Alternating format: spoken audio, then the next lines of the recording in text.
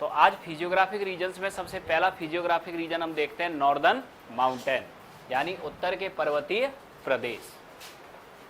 तो northern mountain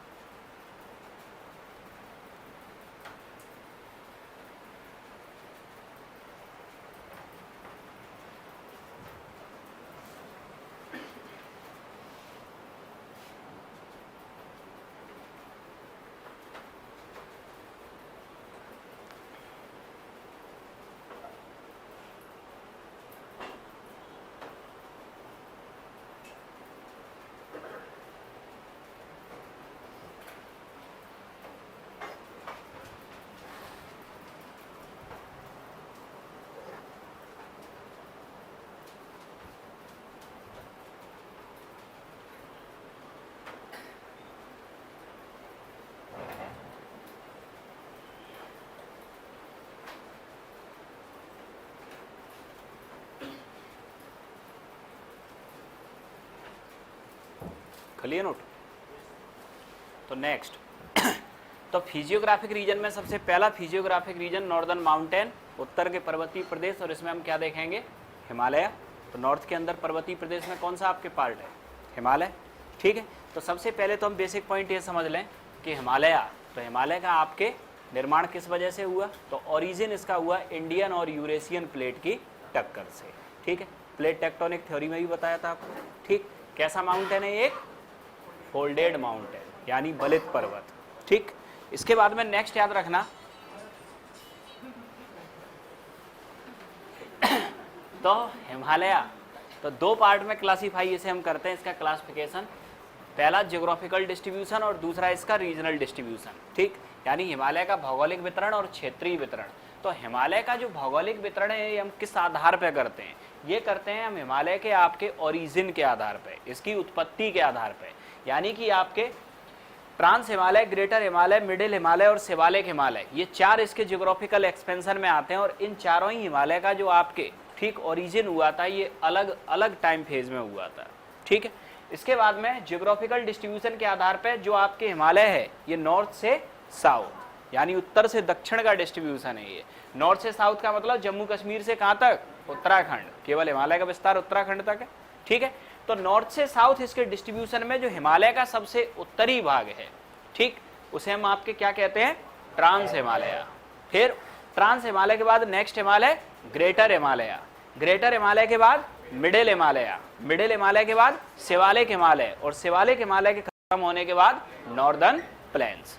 ठीक है, अब ट्रांस हिमालय और ग्रेटर हिमालय, ठीक, इन दोनों के टाइम फेज में आपके डिफरेंस है। ठीक है, तो आपके ये हिमालय का निर्माण कैसे हुआ, एंडोजेनेटिक फोर्सेस की वजह से। तो जब आपके ट्रांस हिमालय बना होगा तो उसके बाद एक्सोजेनेटिक ने भी तो वर्क किया होगा, क्योंकि दोनों फोर्स एक साथ वर्क करते हैं। तो आपके ट्रांस हिमालय की निर्माण के बाद और ग्रेटर हिमालय के आपके निर्माण से पहले एक बीच का ट्रांजिशन टाइम फेज होगा, उस फेज में आपके निर्माण होगा एक और structure ITSZ, Indus Tsangpo suture zone. ठीक है, फिर ग्रेटर हिमालय और मिडिल या लेसर हिमालय के आपके इन दोनों टाइम फेज के बीच में एक और ट्रांजिशन टाइम फेज होगा, इसमें भी कोई स्ट्रक्चर बना होगा, तो ये स्ट्रक्चर कहलाएगा आपके MCT, मेन सेंट्रल थ्रस्ट। इसके बाद मिडिल और शिवालिक हिमालय के बीच के टाइम फेज में मेन बाउंड्री फॉल्ट, और फिर शिवालिक हिमालय और नॉर्दर्न प्लेन्स, ठीक, इन दोनों के बीच के आपके टाइम फेज में हिमालयन फ्रंट फॉल्ट। ठीक है, तो ये आपके कौन से टाइम फेज में बने हुए स्ट्रक्चर है, ट्रांजिशन टाइम। ठीक है, अब इन स्ट्रक्चर के बनने का कारण, अगर एंडोजेनेटिक की वजह से हिमालय बना है तो एक्सोजेनेटिक भी तो वर्क कर रहे होंगे। ठीक है, यानी कि जब आपके ट्रांस हिमालय और ग्रेटर हिमालय ये बने होंगे तो ये तो ऊपर उठ रहे होंगे, लेकिन इनके बीच में से बह रही है इंडस और सांगपो रिवर, तो वो उसका वेदरिंग और इरोजन कर रही होंगी, तो इनके बीच में गहरी खाइयां जो आपका बनना शुरू होंगी। ठीक, तो ये आपके ट्रांजिशन टाइम फेज के स्ट्रक्चर हुए। तो ये क्लासिफिकेशन हिमालय का हुआ आपके किस आधार पे, ज्योग्राफिकल ग्राउंड पे। ठीक है, दूसरा याद रखना रीजनल डिस्ट्रीब्यूशन हिमालय का अगर हम देखें तो ये रिवर बेसिन के आपके आधार पर किया गया है।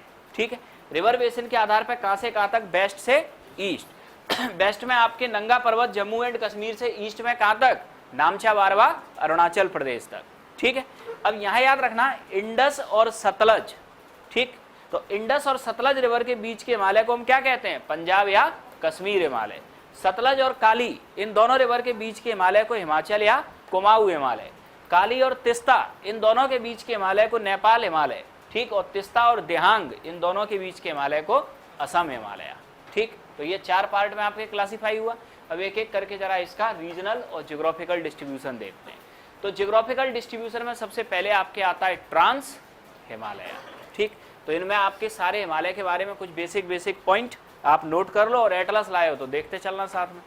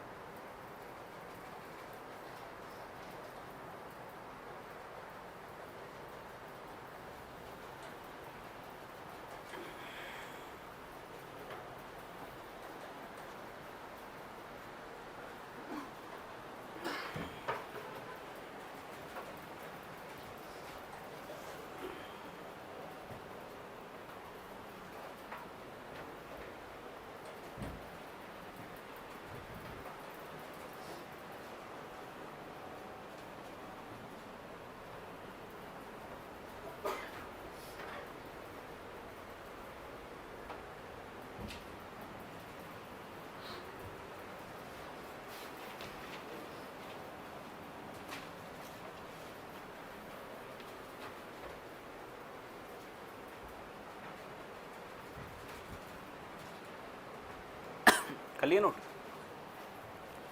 तो ट्रांस हिमालय के बारे में समझना, ट्रांस हिमालय हिमालय का सबसे नॉर्दर्न मोस्ट पार्ट है, सबसे पहली चीज। दूसरा याद रखना, हिमालय में आपके चारों पार्ट में सबसे ओल्डेस्ट है।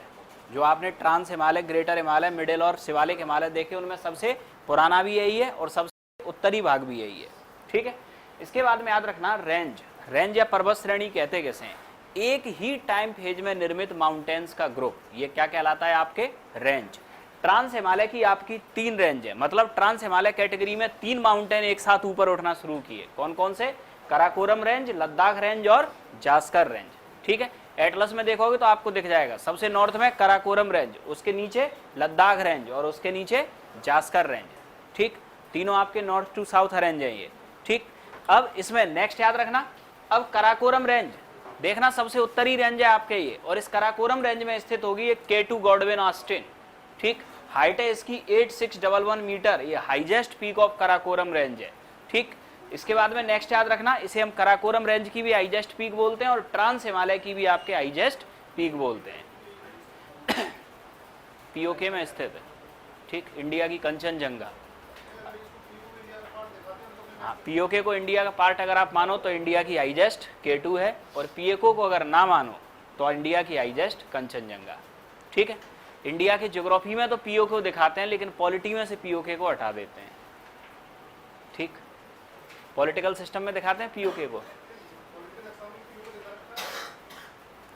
नक्शा की बात अलग है, लेकिन पॉलिटिकल सिस्टम में काउंट कहाँ करते हैं, ज्योग्राफी में तो हम दिखाते हैं, ठीक। लेकिन अगर कोई पॉलिटिकल डाटा होगा तो उसमें से हम पीओके को एक्सक्लूड कर देते हैं, ठीक है। तो यहाँ याद रखना कि K2 आपके कराकोरम रेंज में स्थित है, चूंकि प्रेजेंट में ये पीओके में, अगर पीओके को भारत में शामिल माने तो ये प्रेजेंट में भारत की सबसे ऊंची चोटी होगी, और अगर पीओके को भारत में शामिल ना माने तो ये केवल ट्रांस हिमालय या कराकोरम की सबसे ऊंची चोटी है, ठीक है। दूसरा याद रखना, कराकोरम पास यानी कि दर्रा। अब दर्रा होता क्या है, किसी पर्वत श्रेणी से पास कराने वाला यानी गुजरने वाला एक नेचुरल वे, एक प्राकृतिक रास्ता जो पर्वत श्रेणी को इधर से इधर आपको क्या करा दे, क्रॉस करा दे, तो एक नेचुरल वे को हम क्या कहते हैं, पास।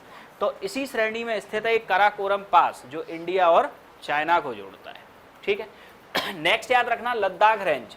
अब लद्दाख रेंज को याद रखना, ये लद्दाख रेंज आपके ये कहां से, जम्मू एंड कश्मीर से आपके आगे तिब्बत तक विस्तृत है, और तिब्बत में इसी लद्दाख रेंज को कहते हैं हम कैलाश माउंटेन, जहां कैलाश मानसरोवर यात्रा होती है, ठीक है।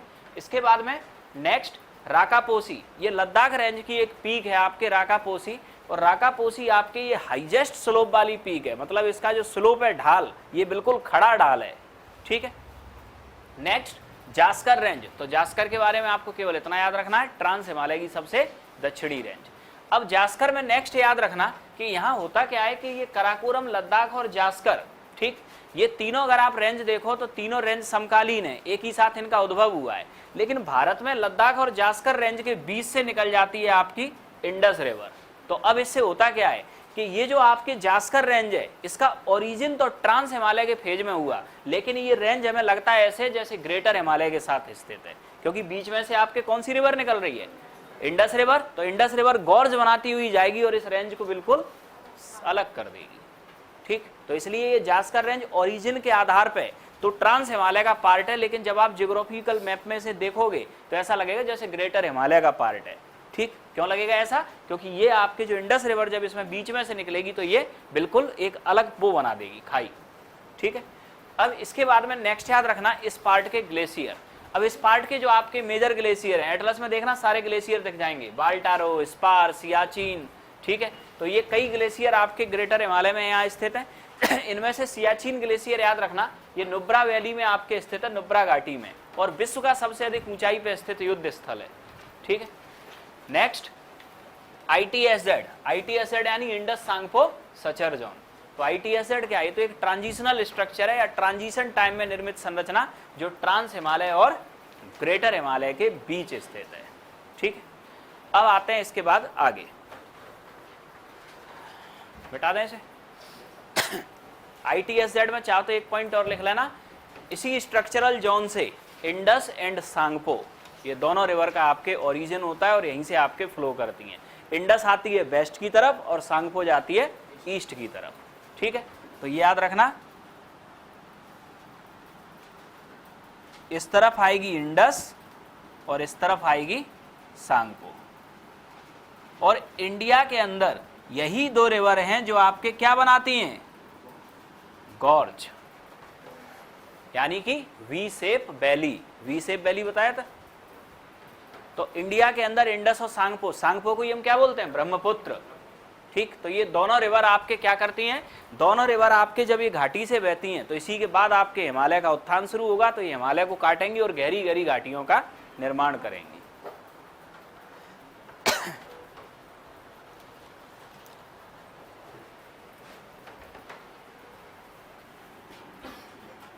एटलस पे ये सारी लोकेशंस एक बार देख लेना।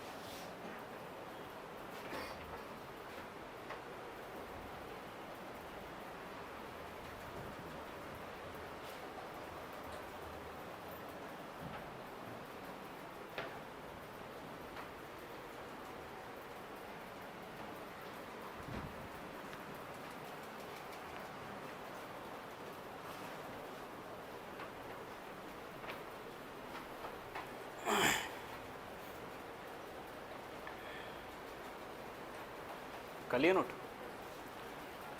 तो ग्रेटर हिमालय, बृहद हिमालय, तो बृहद हिमालय के बारे में याद रखना।